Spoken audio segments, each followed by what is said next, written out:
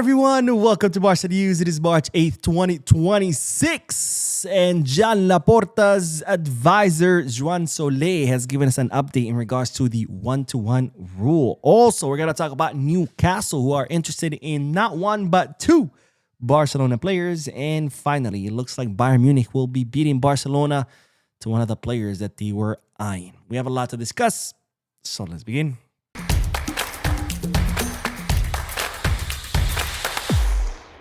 Hello everyone, welcome to the channel. My name is Boo. We'll begin this video by discussing an update in regards to the 1-to-1 rule, and this update is brought to you by Joan Solé, who is one of John Laporta's advisor.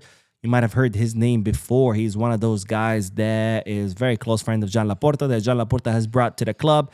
He's not really, doesn't have really official position.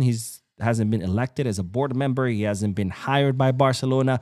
But yet he is one of the people running Barcelona. And of course, one of the people who socials are complaining about, because they're like, who the hell is this guy and what is he doing at the club? But anyways, so let's move on, because Joan Solé had the following to say about the 1-to-1 rule. We will be able to sign without problems because we are 10 to 12 million away from the 1-to-1 rule, and we will reach it in the summer. We are already working on the positions to be strengthened. So Joan Solé kind of confirming the news I told you in previous videos, that Barcelona are about 10 to 12 million euros away from achieving the 1-to-1 rule, which is expected that Barcelona will achieve come this summer, which of course will make things a lot easier for Barcelona to sign, because under previous rules, for example, for a while, Barcelona were under the 1-to-4 rules. Barcelona were not able to use all the money that they made to sign players. For example, if you made 100 million, you were only allowed to use 25 million out of those to sign players, which made things very, very difficult. But under the 1-to-1 rule, if you make 100 million, you can use the full 100 million to sign someone new. So that, of course, will make things a lot easier for Barcelona. But that doesn't mean that all of a sudden there's money in the account and all of a sudden there's infinite money, right? People think, oh, 1-to-1 rule, that's it. We're going to sign Julian Alvarez and Haaland and Mbappe. No. 1-to-1 just means for every euro you make, you can spend that euro on a signing. But guess what? You still have to make that euro, okay? Just because you could spend a full 100 million euros doesn't mean 100 million euros are going to appear in your account. You still need to make those 100 million euros, okay? Let's make that clear, because I know people hear the 1-to-1 rule and all of a sudden they go crazy thinking that's it.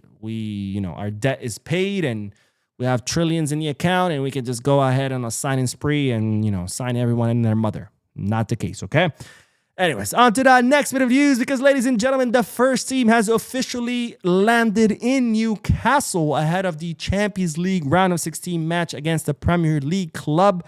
And this is the list of players who have flown to England to participate in this match. In the goalkeeping position, we have Joan Garcia, Wojciech Szczesny, and Diego Cochem. In the defensive line, we have Joao Cancelo, Ronald Araujo, Pau Cubarsí, Gerard Maldini, Eric Garcia, Cortés, and Xavi Espart. In the midfield, we have Gabi. Yes, ladies and gentlemen, Gabi has traveled with the team yet once again, which again is signaling that he is getting closer and closer to fully returning from injury.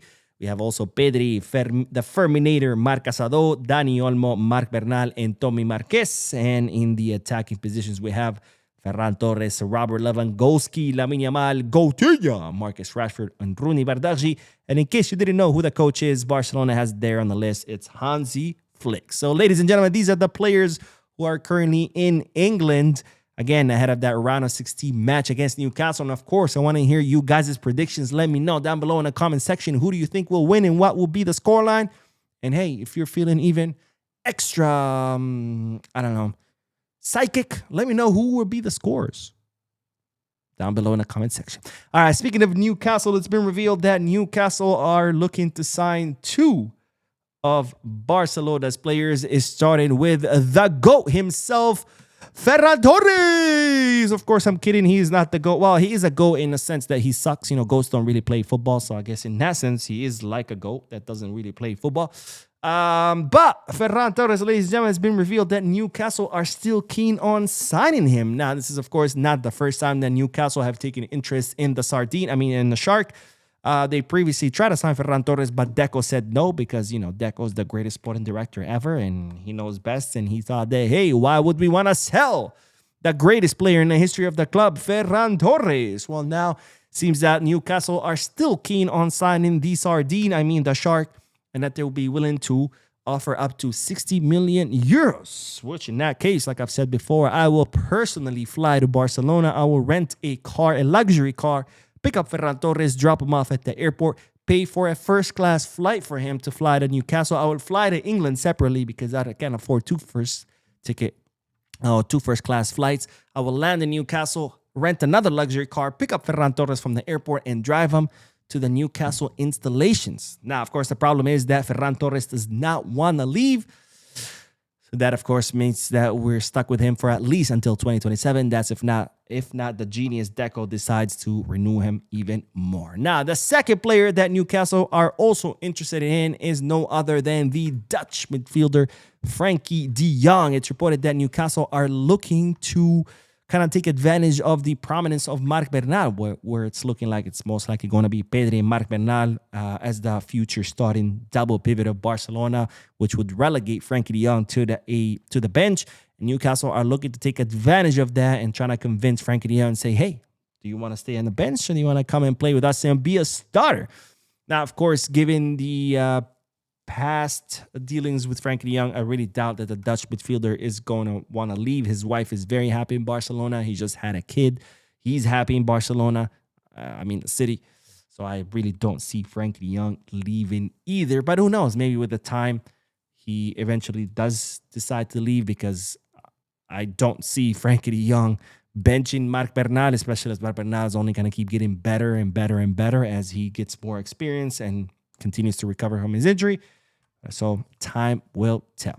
Now let's end today's video with the news that it looks like Bayern Munich will be beating Barcelona to a promising German player that Barcelona had their eye on. Now, as you know, Barcelona are now have more switched their tactics or the strategy deciding to more identifying young and up-and-coming talent and sign them while they still, don't cost that much, so they can develop them into stars rather than paying 120 million euros for these players, which we've seen what the result of that is, near bankruptcy.